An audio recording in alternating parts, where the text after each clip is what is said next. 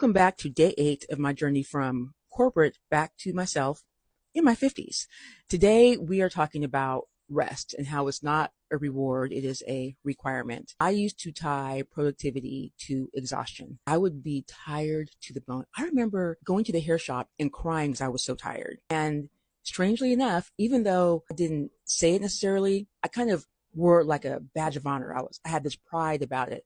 Look at how hard I'm working, all the hours I put in. Look at all the rest I'm not getting because I'm working my ass off. And honestly, that attitude did get me far in the corporate world because that type of behavior is praised there. But it's not cool to work all hours of the night, work until 2 a.m., working all weekend. That mindset teaches us something that is dangerous about work and worth and value. Because if you're building a business or even working in a job where you have to constantly work 50, 60, 70 hours a week just to stay afloat, something is off. I'm not saying you're never going to work more than, a regular work week, but it shouldn't be the norm. Either you are working inefficiently or working on the wrong things.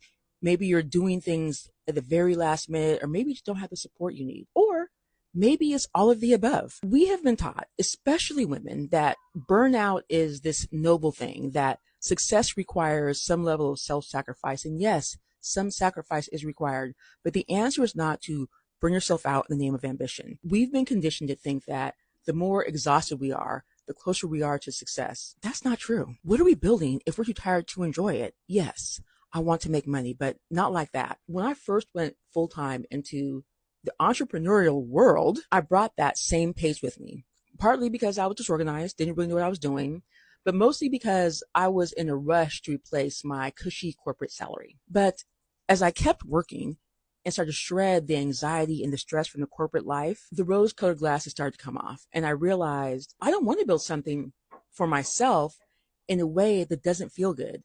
I don't want to build something and have to come back and deconstruct to make it work for me. I realized I have already proven myself. I have nothing left to prove. Do I still want to achieve more? Absolutely. But I see achievement so differently now.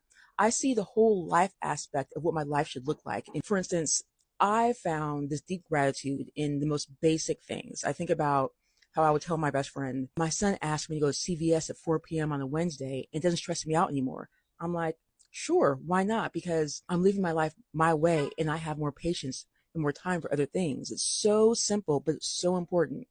So now I focused on what actually matters. I take the time up front to figure out what really moves the needle in my business. And yes, I still work hard.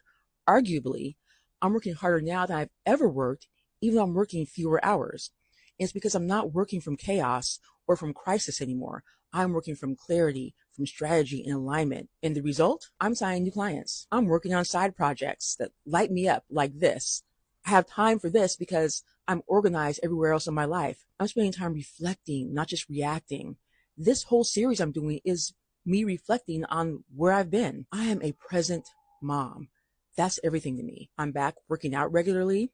That's huge. I am taking care of me. And because of that, I have more capacity to take care of others. This is what success looks like now. This is me. I'm living free.